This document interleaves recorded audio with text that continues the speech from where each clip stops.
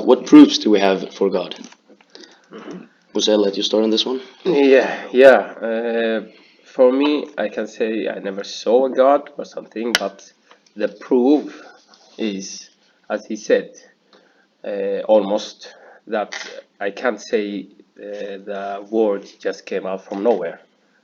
If you understand what I mean, that there is a creator for this world. Well, that's what I believe, and that belief comes from my religion. Everything is in Quran, reading and writing, that said that God made the world in 7 days and 7 nights. So that was my belief. Would you argue, as you represent a Muslim, that the Quran is a proof for God? The Quran is the message from God who came to Muhammad, and still we are following it, because in Quran we never changed the writing through the years. If you understand, for 1,400 years ago until today, if you get old Quran or today Quran, is the same. There is not a single word difference, and that's a relief. And it's like a strong message from God that this book is protected from God, and that's what makes me believe more that is protected from God. For whatever happens in all these passwords, wars, and everything, still Quran is the same. Also, I prompt you to speak to each other. I'm just the moderator, so question each other. You are allowed to interrupt each other as well. In asking you to just simplify what it means that it doesn't change, could you explain that? It's protected from God. So when we say 1,004 years, it's a lot of years, not 1 year or 100 years. It's 1,400 years that Quran have been same all these years, and it have been Muslims from India, Muslims from Somalia, Muslims from Afghanistan, Muslims from China, Muslims from Turkey, but all of them have the same exactly copy.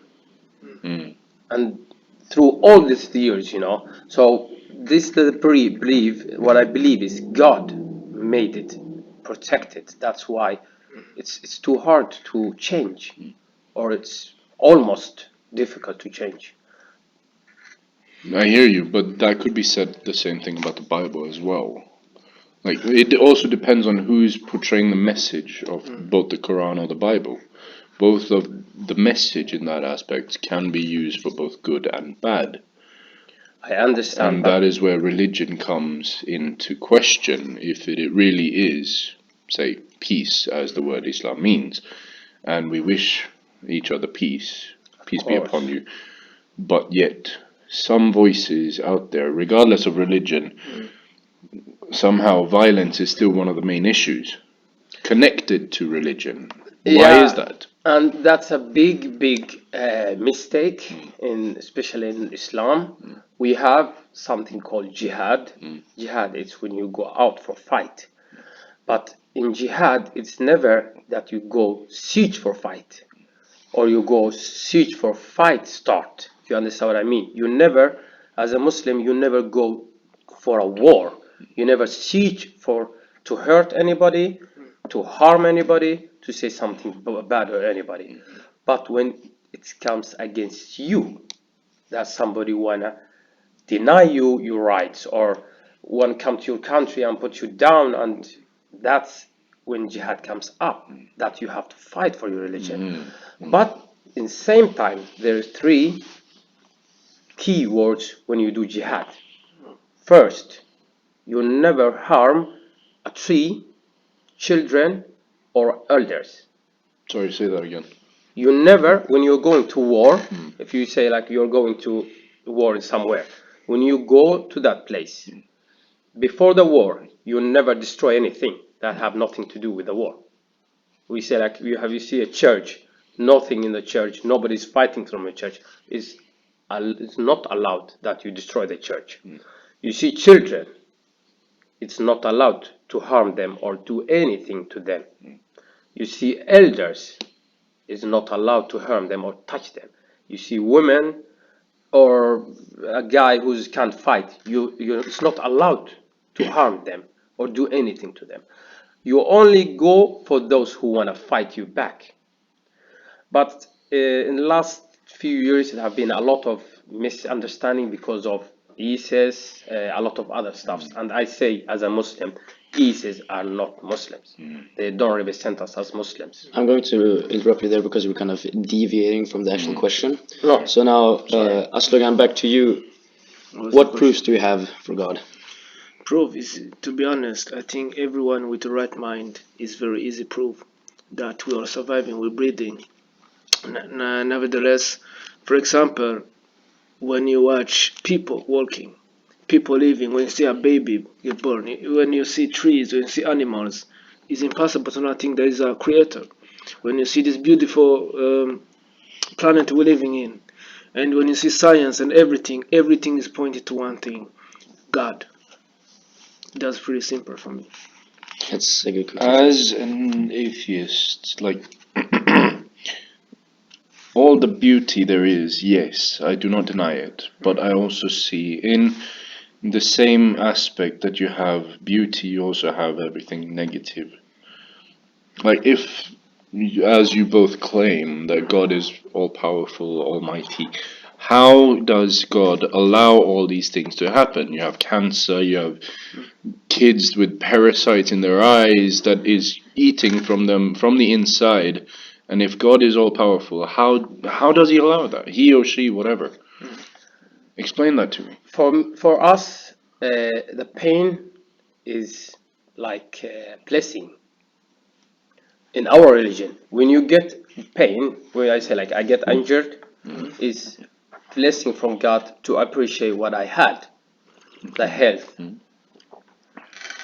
As you said, children have a parasite in their eyes. They're not something they choose, but there is something God chooses.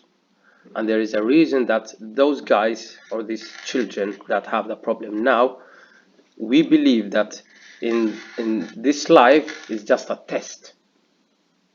There is another life, that whatever you do now, whatever you think about now, whatever happens, if it's sickness, that you're sick all your life, nothing you choose, but God give you this back in the next life if you believe in him and still thank him while you're still injured.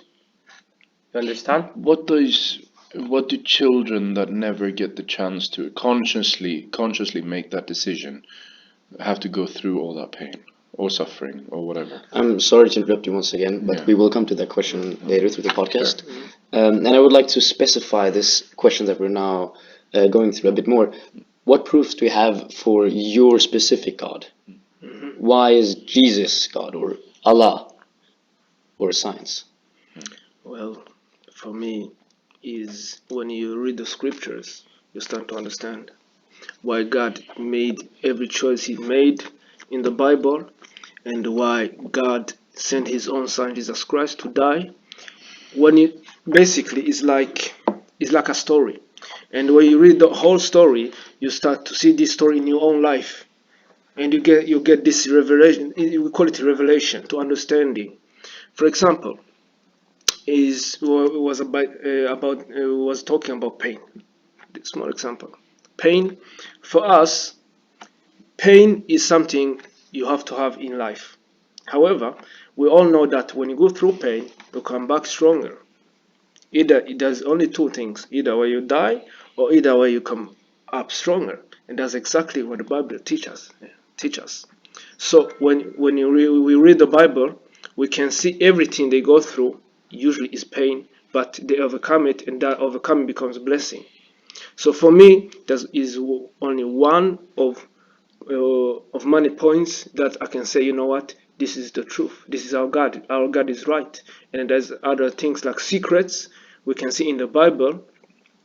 People back then, they could never know that, but now we know it with science and with science and mathematics and everything. We can see it now that is true. Are you referring to prophecies? Prophecies, not only prophecies, also things like creation like water, or when you see animals how they living, or when we see Jesus Christ why he died on the cross, and then he's resurrected.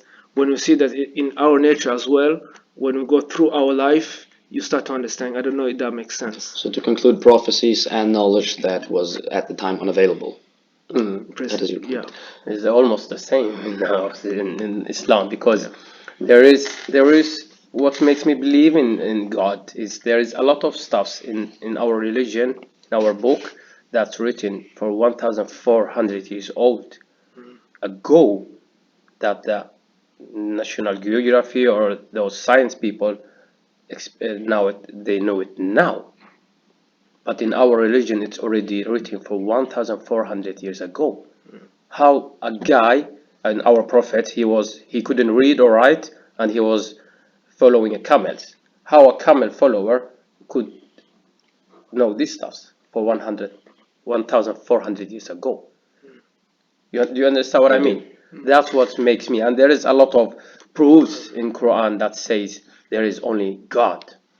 So for me, the strongest thing come from my book and what's written in my book, that for 10 years ago they know that there is a lot of stars in the The sky. in the atmosphere, but our religion said it for 1,400 years ago. How we knew it before? So that's what makes me the strongest belief there is a God. Science in itself is, well, the scientific methods. We need to ask ourselves if we can see without, like, use our senses. Can you see God? No. Can you touch God? No. Can you hear God? No. What are the senses? Can you smell God? No. Can you taste God? It's like, where does God fit in all these senses? Please explain that to me. What are you pointing at? In my heart. In your heart. Okay, I cannot. I understand you. It's really hard to see, but the belief. Can you see the belief? You can't see the belief because the belief is always inside your heart. You understand what I mean? When you believe in something, you can't show it. It's something. You born with it in your heart. You believe, and you have a reason to believe. Not only believe because you believe. If you have a reason to believe, it's strong in your heart. But as you say, it is hard to see.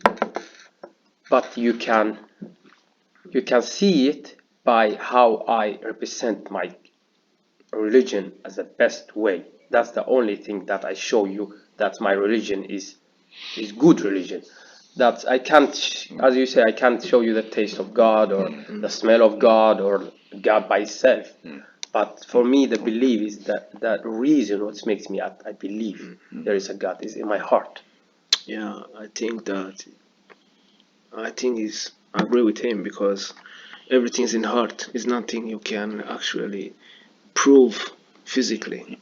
The only proof we have is the things you already said: atmosphere, ourselves living life.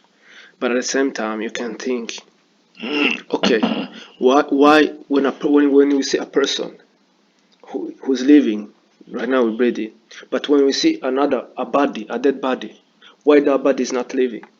Because they have all organs in the body, you know.